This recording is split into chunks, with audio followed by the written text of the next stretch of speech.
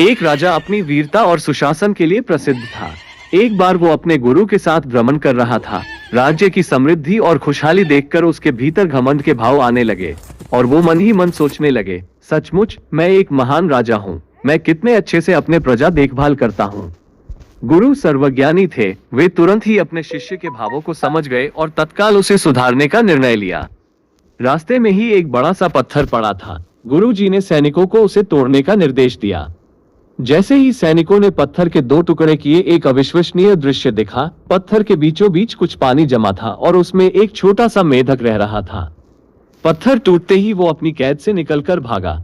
सब अचरज में थे कि आखिर वो इस तरह कैसे कैद हो गया और इस स्थिति में भी वो अब तक जीवित कैसे था। अब गुरु जी राजा की तरफ पलटे और पूछा, अगर आप ऐसा सोचते हैं कि आप इस राज्य में हर किसी का ध्यान रख रहे हैं, सबको पाल पोष रहे हैं, तो बताइए पत्थरों के बीच फंसे उस मेढक का ध्यान कौन रख रहा था? बताइए कौन है इस मेढक का रखवाला?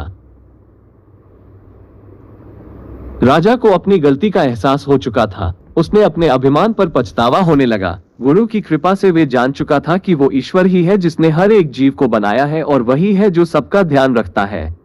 शिक्षा मित्रों, कई बार अच्छा काम करने पर मिलने वाले यश और प्रसिद्धि से लोगों के मन में अहंकार घर कर जाता है और अंततः यही उनके अपयश और दुर्गति का कारण बनता है।